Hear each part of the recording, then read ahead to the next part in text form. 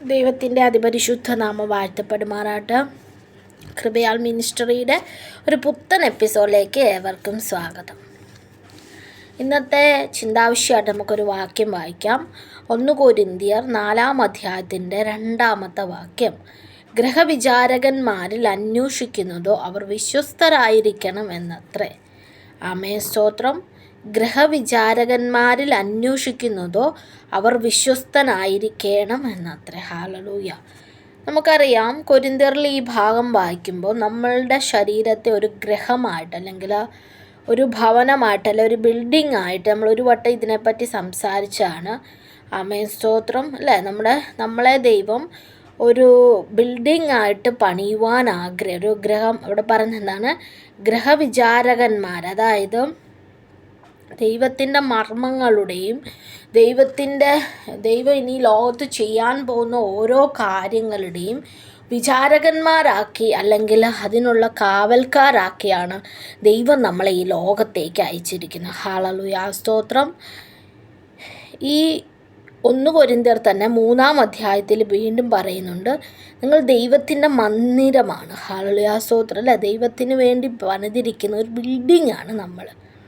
ആമേൻ, സ്തോത്രം. അല്ലേ, പലരിടത്തും കൺസ്ട്രക്ഷൻ പണീസ് നടന്നുകൊണ്ടിരിക്കുന്നു. ചിലരിടത്ത് പണികളൊക്കെ പൂർത്തിയായി അവരുടെ ഓഹരിക്കായി അവർ കാത്തിരിക്കുന്നു. അല്ലേ, നമ്മളിൽ ദൈവം നാൾതോറും പണിയാൻ ആഗ്രഹിക്കുകയാണ്. പല നിലകളിൽ ദൈവം നമ്മളിൽ പണി നടത്തുവാനായിട്ട് ആഗ്രഹിക്കുകയാണ്. ഹല്ലേലൂയ, സ്തോത്രം. ഇവിടെ ദൈവവചനം പഠിപ്പിക്കുന്നത്, നിങ്ങൾ ദൈവത്തിൻ്റെ മന്ദിരമെന്നും ദൈവത്തിൻ്റെ ആത്മാവ് നിങ്ങളിൽ വസിക്കുന്നു. അല്ലേ, കർത്താവിൻ്റെ ആത്മാവ് നമ്മളിൽ വസിക്കുന്നു എന്ന് നമ്മൾ അറിയുന്നില്ലേ? അതറിയാത്ത ആരെങ്കിലും ഉണ്ടോ? ഹല്ലേലൂയ. സ്നാനപ്പെട്ട് കർത്താവായ യേശുക്രിസ്തുവിനെ സ്വന്തം രക്ഷിതാവായി സ്വീകരിച്ചതിന് ശേഷം കർത്താവിൻ്റെ ആത്മാവ് നമ്മളിൽ വസിക്കുവാണ്. ഹല്ലേലൂയ, സ്തോത്രം. അല്ലേ, ദൈവത്തിൻ്റെ മന്ദിരം നശിപ്പിക്കുന്നവനെ ദൈവം നശിപ്പിക്കും. ദൈവത്തിൻ്റെ മന്ദിരം വിശുദ്ധമല്ലോ, നിങ്ങളും അങ്ങനെ തന്നെ. ഇത് കേൾക്കുന്ന ഒട്ടുമിക്ക വിശ്വാസികൾക്കും വളരെയധികം സന്തോഷമാവും. കാരണം ഇവിടെ പറയാണ്, ദൈവത്തിൻ്റെ മന്ദിരമായ എന്നെ നശിപ്പിക്കുന്നവനെയൊക്കെ ദൈവം നശിപ്പിക്കും. അതായത് എൻ്റെ തകർച്ചയ്ക്ക് കാരണക്കാരായ എൻ്റെ ശത്രുക്കളെ ദൈവം നശിപ്പിക്കുമെന്നാണ്. എൻ്റെ പ്രിയ സഹോദരങ്ങളെ, പലപ്പോഴും നമ്മുടെ നന്മയ്ക്ക് തടസ്സം നമ്മുടെ ശത്രുക്കളാകണമെന്നില്ല. ചിലപ്പോൾ നമ്മൾ തന്നെയാണ്. ചിലപ്പോൾ നമ്മുടെ വിചാരങ്ങൾ, ചിലപ്പം ദൈവം പോലും ദൈവത്തിന് അർഹതപ്പെടാതെ ദൈവത്തിന് ഇഷ്ടമില്ലാത്ത ചില വിചാരങ്ങൾ, ചിന്തകൾ, ഇതൊക്കെ കൊണ്ടും നമ്മുടെ മന്ദിരത്തെ നമ്മൾ തന്നെ നശിപ്പിക്കും. അപ്പോൾ ഇവിടെ ദൈവവചനം പറയുന്നത്, എൻ്റെ മന്ദിരത്തെ നശിപ്പിക്കുന്നത് ഞാൻ നശിപ്പിക്കും. ഹല്ലേലൂയ. അത് ഞാൻ സ്വയം എന്നെ തന്നെ നശിപ്പിച്ച് എന്നെ ആര് നശിപ്പിക്കും? ദൈവം നശിപ്പിക്കുമെന്നാണ് അതിൻ്റെ അർത്ഥം. ആമേൻ, സ്തോത്രം. അതുകൊണ്ട് ഒരിക്കലും അല്ലെങ്കിൽ എൻ്റെ ഈ മന്ദിരത്തെ നശിപ്പിക്കുന്ന ശത്രുക്കളെ ദൈവം നശിപ്പിക്കും, ഓക്കെ.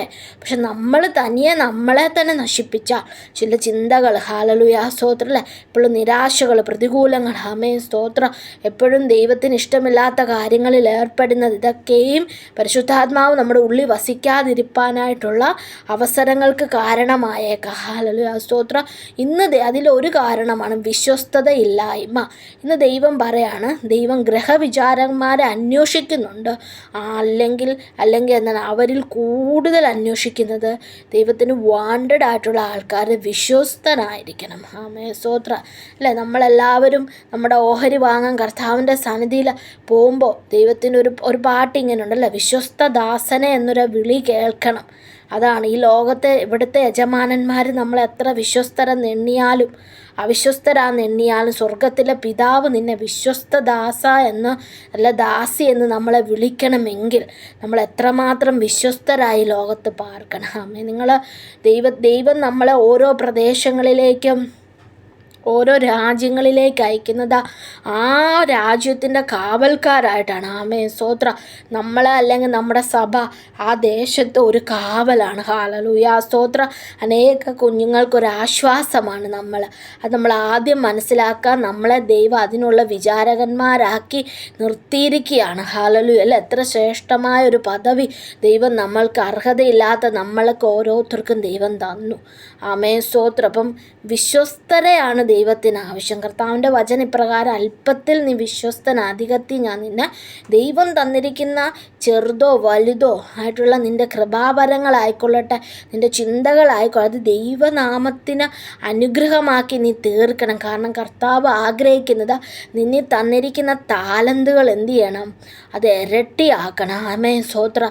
അല്ലാതെ അത് വെച്ചുകൊണ്ടിരിക്കാനല്ല ദൈവം നമ്മളിൽ നിന്ന് ആഗ്രഹിക്കുന്നത്. അതാണ് വിശ്വസ്ത ദാസൻ. ദൈവം നമ്മളെ ഏൽപ്പിച്ചിട്ട് പോയ ഒരു പ്രധാനപ്പെട്ട ജോലിയാണ് മറ്റുള്ളവരെയും നമ്മൾ ഈ ദൈവത്തിലേക്ക് എന്ത് ചെയ്യുക, യേശുവിനെ സ്വന്തം രക്ഷിതാവായി അവരോട് നമ്മൾ സുവിശേഷം പറയുകയും അവർക്ക് വേണ്ടി ഈ നമുക്ക് ദൈവം കാട്ടി തന്നിരിക്കുന്ന ഈ പ്രകാശം അവരുടെ ഉള്ളിലേക്ക് നമ്മൾ എന്ത് ചെയ്യണം, കൊടുക്കണം. ഹല്ലേലൂയ, സ്തോത്രം. അതുകൊണ്ട് ദൈവം നമ്മളിൽ പണിയപ്പെടണമെങ്കിൽ, ദൈവം നമ്മളിൽ പണിയപ്പെടണമെന്ന് ഞാൻ പറഞ്ഞതിന് കാരണം, ദൈവത്തിൻ്റെ എന്തെങ്കിലും ഒരു പ്രവൃത്തി നമ്മുടെ ലൈഫിൽ അല്ലെങ്കിൽ നമ്മുടെ ഈ ശരീരത്തിൽ ബിൽഡപ്പ് ആകണമെങ്കിൽ നമ്മൾ എന്തായിരിക്കണം, വിശ്വസ്തനായ ഒരു യജമാനന് കീഴ്പ്പെട്ട് കഴിയുന്ന ഒരു ദാസനെ പോലെ അല്ലെങ്കിൽ ദാസിയെ പോലെ ദൈവകാര്യങ്ങളിലും നമ്മൾ വിശ്വസ്തരായിരിക്കണം. അത് ചെറിയത് തൊട്ട് വലിയ ഒരു ഗ്ലാസ് വെള്ളം കൊടുക്കുന്ന, അല്ലെങ്കിൽ സൺഡേയിലൊന്ന് മടക്കുന്നത്, അങ്ങനെ ചെറിയ ചെറിയ കാര്യങ്ങളായിക്കൊള്ളട്ടെ, നിന്നെ ഏൽപ്പിച്ച കാര്യങ്ങളിൽ നീ വിശ്വസ്തനായിരുന്നാൽ ദൈവം നിന്നെ അനുഗ്രഹിക്കുവാനായിട്ട് ഇടയായിത്തീരും. അപ്പം വിശ്വസ്തത മറന്ന് നമുക്ക് അത് ചെയ്ത് ഇത് ചെയ്തെന്നും പറഞ്ഞിട്ട് കാര്യമില്ല. ദൈവത്തെ വിശ്വസ്തനായ ആ യജമാനന് നമ്മളും വിശ്വസ്തനായിരിക്കണം. ഹല്ലേലൂയ, സ്തോത്രം. ദൈവവചനം തന്നെ ശിഷ്യന്മാരെ ദൈവം പഠിപ്പിക്കുമ്പോൾ മത്തായി എഴുതിയ സുവിശേഷം 25-ാം അധ്യായത്തിൽ ഒരു ഉപമ, ഒരു പാരബിൾ ദൈവം പറയുന്നുണ്ട്. എന്തായിരുന്നു? ഒരു മനുഷ്യൻ, അതായത് യജമാനനായ ഒരു മനുഷ്യൻ പരദേശത്തേക്ക് പോകുമ്പോൾ അവൻ്റെ ദാസന്മാരെ വിളിച്ചു. ഹല്ലേലൂയ, സ്തോത്രം. ഒരാൾക്ക് 5 താലന്ത് കൊടുത്തു, ഒരുവന് 2 താലന്ത്, ഒരുവൻ 1 കൊടുത്തിട്ട് നിങ്ങളുടെ പ്രാപ്തിക്ക് പോലെ അവർക്ക് ഓരോരുത്തർക്കും അവൻ എന്ത് ചെയ്തു, കൊടുത്തിട്ട് യാത്ര പുറപ്പെട്ടു. ഈ 5 താലന്ത് കിട്ടിയവൻ എന്ത് ചെയ്തു, വ്യാപാരം ചെയ്തു വേറെ 5 കൂടെ നേടുവാനായിട്ട് ഇടയായിത്തീർന്നു. ആമേൻ, സ്തോത്രം. അല്ലേ? 2 ലഭിച്ചവൻ എന്ത് ചെയ്തു, വേറെ 2 കൂടെ നേടി. 1 ലഭിച്ചവൻ എന്ത് ചെയ്തു, അതവൻ ഒരു കുഴി കുഴിച്ചിട്ട് ഇതെന്ത് ചെയ്തു, ആ കുഴിയിൽ യജമാനൻ്റെ ദ്രവ്യം മറച്ചു വെച്ചു. ആമേൻ, സ്തോത്രം. അപ്പോൾ വളരെ കാലങ്ങൾക്ക് ശേഷം ആ ദാസന്മാരുടെ യജമാനൻ വന്ന് അവരുമായി കണക്ക് തീർക്കുവാനായിട്ട് വരുവായിട്ടായിരുന്നു. അപ്പം 5 താലന്ത് ലഭിച്ചവൻ വേറെ 5 കൂടെ കൊടുത്തപ്പോൾ അവനെ വിളിക്കുന്ന ഒരു പേരുണ്ട്. എന്താണ്? നീ നല്ലവനും വിശ്വസ്തനുമായ ദാസൻ. ഈ വിളിയാണ് നമുക്ക് കേൾക്കേണ്ടത്. ആമേൻ, സ്തോത്രം. അല്ലേ? അവനെ അങ്ങനെ വിളിച്ചു, അല്ലേ? നീ അല്പത്തിൽ വിശ്വസ്തനായിരുന്നു, ഞാൻ നിന്നെ അധികത്തിന് വിചാരകനാക്കും. പിന്നെ നിൻ്റെ യജമാൻ്റെ സന്തോഷത്തിലേക്ക് പ്രവേശിക്കുക എന്ന് പറഞ്ഞു. ആമേൻ, സ്തോത്രം. 2 താലന്ത് വിളിച്ചവനും ഇങ്ങനെ തന്നെ അവനെ എന്ത് ചെയ്തു, നല്ലവനും വിശ്വസ്തനുമായ ദാസൻ എന്ന് വിളിക്കുക. 3-മതും എന്ത് ചെയ്തു, 1 താലന്ത് ലഭിച്ചവൻ്റെ അടുക്ക വന്ന്, യജമാനൻ നീ വിതയ്ക്കാത്തടത്തുനിന്ന് കൊയ്യുകയും വിതറാത്തടത്തു നിന്ന് ചേർക്കുകയും ചെയ്യുന്ന കഠിന മനുഷ്യനെന്ന് ഞാൻ അറിഞ്ഞു ഭയപ്പെട്ടു ചെന്നു. നിൻ്റെ താലന്ത് നിലത്ത് മറച്ചു വെച്ച് നിൻ്റേത് എടുത്തുകൊള്ളുക എന്ന് പറഞ്ഞു. അതിന് യജമാൻ ഉത്തരം, ദുഷ്ടനും മടിയനുമായ ദാസനെ, ഞാൻ വിതയ്ക്കാത്തടത്തുനിന്ന് കൊയ്യുകയും അത് ചേർക്കുകയും ചെയ്യുന്നവനെന്ന് നീ അറിഞ്ഞുവല്ലോ.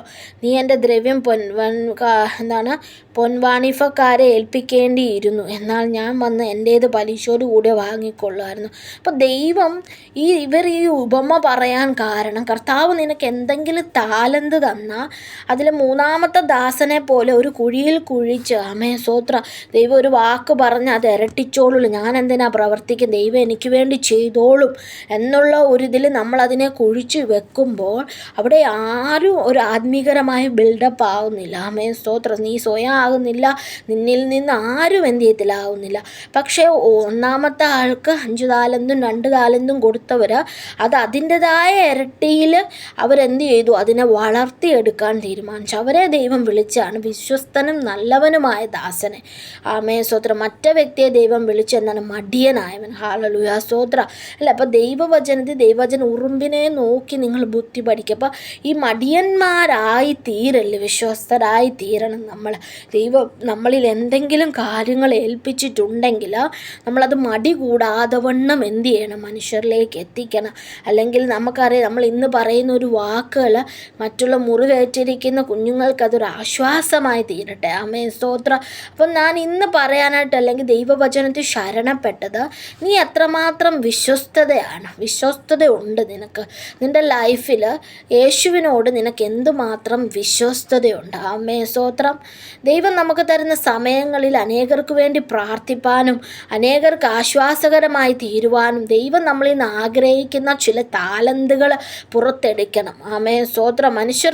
മനുഷ്യർ നിന്നെ കൊള്ളില്ലെന്ന് പലവട്ടം പറഞ്ഞപ്പോഴും ആമേൻ, നിന്നെ സ്നേഹിച്ച ഒരു പിതാവ് നമുക്കുണ്ട്. ഹല്ലേലൂയ, സ്തോത്രം. അല്ലേ, മനുഷ്യർ അവരുടെ നിലവാരം വെച്ച് നോക്കുമ്പോൾ നമ്മളെ പലയിടത്തും മാറ്റി നിർത്തിയിട്ടുണ്ട്.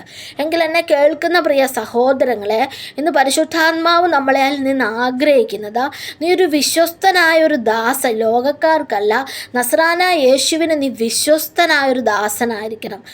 പുറമേ നോക്കുമ്പോൾ നിനക്ക് കഴിവുകളില്ലായിരിക്കാം, അല്ലെങ്കിൽ പാടാൻ കഴിവില്ലായിരിക്കാം, പ്രസംഗിക്കാനോ ഒന്നിനും ഒരു ഇതും ഇല്ലെങ്കിലും നീ നിൻ്റെ ജീവിതം കർത്താവിൻ്റെ സന്നിധി ഭരമേൽപ്പിച്ച് ഒരു നല്ലൊരു അടിമയെ പോലെ ക്രിസ്തുവിൻ്റെ അടിമകളായി, ഹല്ലേലൂയ, സ്തോത്രം, അവൻ എന്തു പറഞ്ഞ യജമാനന് കീഴ്പ്പെട്ടിരിപ്പാൻ നമുക്ക് ശ്രമിക്കാം. വിശ്വസ്തനായിരിക്കണം. നമ്മുടെ സമയങ്ങളിൽ ദൈവസന്നിധിയിൽ എന്നും പ്രാർത്ഥിക്കുന്ന സമയങ്ങളിൽ നമ്മൾ വിശ്വസ്തത പുലർത്തണം. അല്ലെങ്കിൽ നമ്മൾ ദൈവവചനം സംസാരിക്കുന്നതിൽ വിശ്വസ്തത പുലർത്തണം. ആമേൻ, സ്തോത്രം. നിനക്ക് ആരോഗ്യം കുറവാണെങ്കിലും യേശുവിന് വേണ്ടി ചിലതൊക്കെ ഈ വാർദ്ധക്യത്തിൽ ചെയ്യുക ദൈവം നിന്നെ ബലപ്പെടുത്തുമാറാകട്ടെ. ആമേൻ, സ്തോത്രം. ഈ ബിസി പിടിച്ച സമയങ്ങളിലും ക്രിസ്തുവിന് വേണ്ടി എന്തെങ്കിലും, അവൻ്റെ രാജ്യത്തിന് വേണ്ടി, നമ്മുടെ രാജ്യത്തിന് വേണ്ടി എന്തെങ്കിലും ചെയ്യണം എന്നുള്ളൊരു വാഞ്ച നിങ്ങളുടെ ഹൃദയങ്ങളിൽ ഉണ്ടാകട്ടെ. ഹല്ലേലൂയ, സ്തോത്രം. അപ്പം വിശ്വസ്തത കാണിച്ചില്ലെങ്കിൽ ദൈവം നമ്മളിൽ പ്രസാദിക്കത്തില്ല. നമുക്കറിയാം കന്യകമാരുടെ കഥ, ആ ഒരു ഭാഗം നമുക്കറിയാം അല്ലേ.